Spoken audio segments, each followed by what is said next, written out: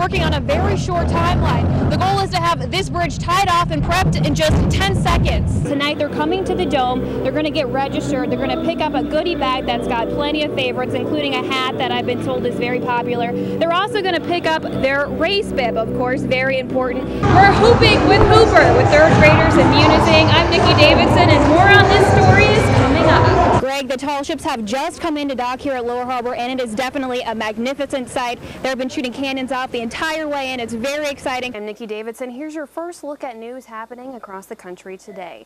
Some Black Friday shoppers in Los Angeles got a painful surprise this morning. We're getting ready to do a tactical J-turn. It's just one of the tests that the Coast Guard will perform on this boat to test its stability. Legally, you need a 360-degree line of sight, and that's not a lie. You'll want to just brush off. We're here live at the TV6 Christmas Craft Show, and we are definitely not alone. There are hundreds of people here tonight. The problem with further delaying this project from getting off the ground is right here. More sand and sediment every day filling up the harbor, which one day will be very costly to remove. The best way to give is to donate money so the organizations can pay those extra costs and get the food they need the most. We put together a list of food banks called an ice pick, and you can use it to help get your body out of the water. Guide in like this. Okay, just guide it in. Yep. Guide it in. Here. Go right in there. There you go. Veteran BJ Ganem didn't think sled dog mushing was something he'd ever do. Well, I was in an IED, it's a roadside bomb explosion in Thanksgiving night 2004. Killed my gunner Ryan Cantafio from Beaver Dam. And then injured myself and two other Marines. Doctors were forced to amputate Ganem's left leg. He also suffered a traumatic brain injury. But this weekend he's in McMillan with a group of 6 other Army and Marine soldiers with similar experiences. He says the Wounded Soldiers Project has given him the confidence to tackle this age-old sport.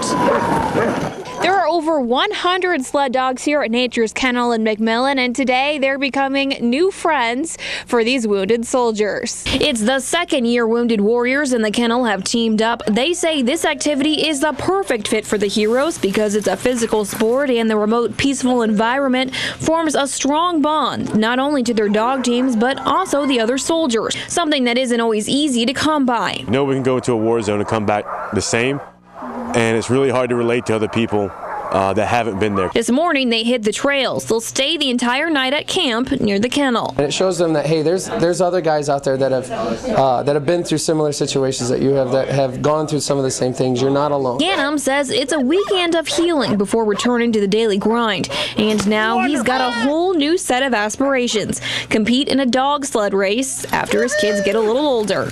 Wounded Warriors is solely funded by donations. For more information, visit our website, uppermichigansource.com. Nikki Davidson, TV6 News, McMillan. 20-year-old Evan Clendenning may look young, but says he's got more invested in the battle against corporate greed than meets the eye. Last year, I was diagnosed with leukemia, chronic myelogenous leukemia. In order to stay alive, I had to take a medicine, an oral chemo, that cost $7,000 a month. So in order to keep myself alive, I had to jump through hoops. He says that unethical price tag is controlling his life, and he's here to fight, just as one voice of hundreds. Although the UP is thousands of miles from Wall Street, people here in the UP are also voicing their concerns on all 4 corners of Washington Street. They call themselves the 99 Percenters, part of a worldwide movement of people from all walks of life, speaking out against greed, corrupt corporate power, and unethical practices. Today, they're staged at Wells Fargo, a recipient of bailout tax dollars, urging people to withdraw their funds and support local entities. We, as consumers, play a vital role in the economy, and we are taking our money back out of their hands because they used it very inappropriately. While some passing by say this movement is anti-capitalist and they don't entirely agree with its message. I work hard for my money. I invested it. I was the one who took all the chances. And I don't see why, if I do well, that I should be expected to share my wealth. But others say that's the very sentiment they're here to speak out against. We've all paid in. You know, when I hear this stuff about entitlements, I worked 20 years before I got hurt. It's not about trying to take the rich people's money. It's just make it fair and let everybody pay their fair share. Occupy the UP says their work isn't over. They plan to stage more protests in the future. Nikki Davidson, TV6 News, Marquette. In the final installment of our series, Somebody's Gotta Do It, we sent TV6's Nikki Davidson to see just how dirty managing those cows can get. Something like this is probably what you imagine when you think dairy farm. And growing up in Iowa, I expected my day to be easy and actually pretty clean. I was taken off guard when my mentors insisted that I put on some of their gear.